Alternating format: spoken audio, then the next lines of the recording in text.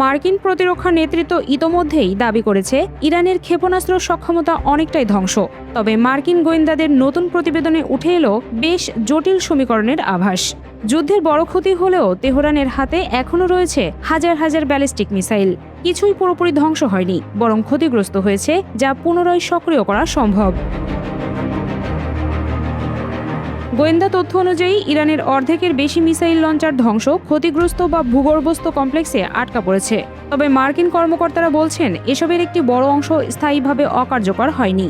মেরামত, পুনরুদ্ধার অথবা ধ্বংসস্তূপ সরিয়ে আবারও সম্পূর্ণ কার্যকর করা সম্ভব। অর্থাৎ সামরিক অবকাঠামোর ওপর বড় আঘাত হানা হলেও ইরানের পাল্টা আঘাতের সক্ষমতা পুরোপুরি নির্মূল হয়নি, বরং যুদ্ধবিরতির সময়টিকে তেহরান পুনর্গঠনের সুযোগ হিসেবে ব্যবহার করতে পারে বলে আশঙ্কা করছে ওয়াশিংটন।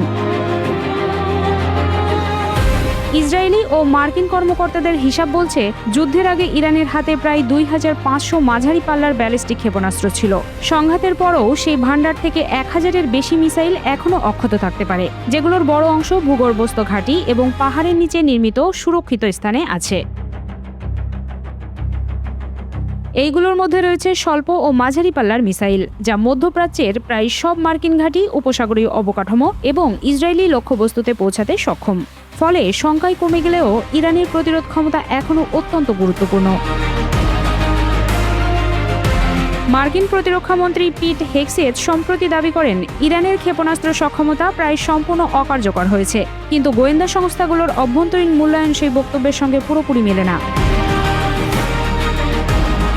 কারণ মার্কিন ও ইসরায়েলি বিমান হামলা মূলত আঘাত করেছে উৎক্ষেপণ টানেলের মুখ, সংরক্ষণ এলাকা এবং প্রতিরক্ষা শিল্প অবকাঠামোতে।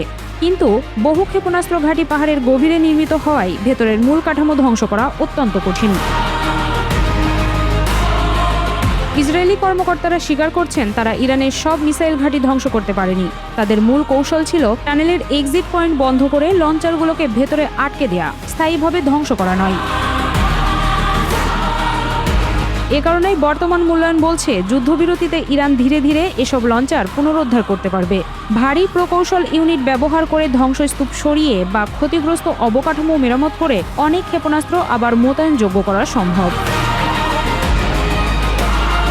শুধু ব্যালিস্টিক মিসাইল নয়, ইরানের ড্রোন সক্ষমতাতেও আঘাত হানে, তবে নিশ্চিহ্ন হয়নি। মার্কিন কর্মকর্তাদের মতে যুদ্ধের শুরুতে যে পরিমাণ আত্মঘাতী আক্রমণকারী ড্রোন ছিল তেহরানের হাতে, এখন তার অর্ধেকেরও কম অবশিষ্ট রয়েছে।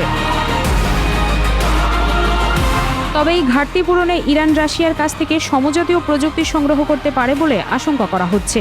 ইউক্রেন যুদ্ধের অভিজ্ঞতার কারণে রাশিয়া ইরান সামরিক সহযোগিতা ইতোমধ্যেই গভীর হয়েছে।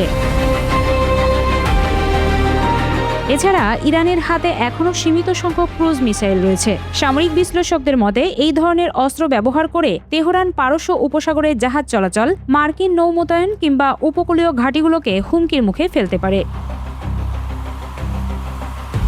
এই প্রেক্ষাপটে বিশেষ গুরুত্ব পাচ্ছে হরমুজ প্রণালী। বিশ্বের জ্বালানি সরবরাহের অন্যতম গুরুত্বপূর্ণ এই সামুদ্রিক রুট সম্পূর্ণ সচল রাখতে বর্তমানে যুদ্ধবিরতি টিকিয়ে রাখার চেষ্টা করছে যুক্তরাষ্ট্র। কিন্তু মার্কিন কর্মকর্তারা সতর্ক করছেন, যদি কূটনৈতিক আলোচনায় সফলতা না পাওয়া যায়, তবে ইরান তার অবশিষ্ট মিসাইল ও ক্রুজ সক্ষমতা ব্যবহার করে অঞ্চল জুড়ে নতুন উত্তেজনা তৈরি করতে পারে। মধ্যপ্রাচ্য বিশ্লেষক কেনেথ পোলাক বলেন, ইরান বারবার দেখিয়েছে তারা দ্রুত সামরিক সক্ষমতা পুনর্গঠন করতে পারে। পশ্চিমা চাপের মধ্যেও তাদের অভিযোজন ক্ষমতা এবং কৌশলগত স্থিতিস্থাপকতা অঞ্চলটির অন্যান্য বহু সেনাবাহিনীর চেয়ে বেশি। ইসরায়েলি হিসাব অনুযায়ী যুদ্ধের শুরুতে ইরান প্রতিদিন কয়েক ডজন মিসাইল ছুটতে পারত। বিমান অভিযানের পর সেই সক্ষমতা নেমে আসে দিনে 10 থেকে 15 ক্ষেপণাস্ত্রে।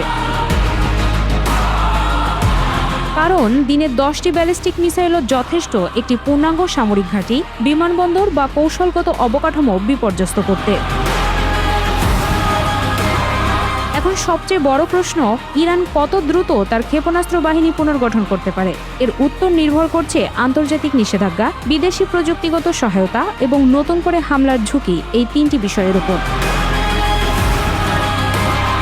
ইরান ইতোমধ্যেই ইঙ্গিত দিয়েছে যে কোনো স্থায়ী সমঝোতার শর্ত হিসেবে তারা নিষেধাজ্ঞা প্রত্যাহার চাইবে। কারণ নিষেধাজ্ঞা শিথিল হলে ক্ষেপণাস্ত্র ও ড্রোন উৎপাদনের জন্য প্রয়োজনীয় যন্ত্রাংশ, কাঁচামাল ও বৈদেশিক প্রযুক্তি পুনরায় সংগ্রহ সহজ হবে। সব মিলিয়ে সামরিকভাবে ইরান দুর্বল হয়েছে, কিন্তু নিরস্ত হয়নি। তাদের অবকাঠামো ক্ষতিগ্রস্ত হয়েছে, কিন্তু ধ্বংস হয়নি। আর তাদের ক্ষেপণাস্ত্র নেটওয়ার্ক কমেছে, কিন্তু অকার্যকর হয়নি।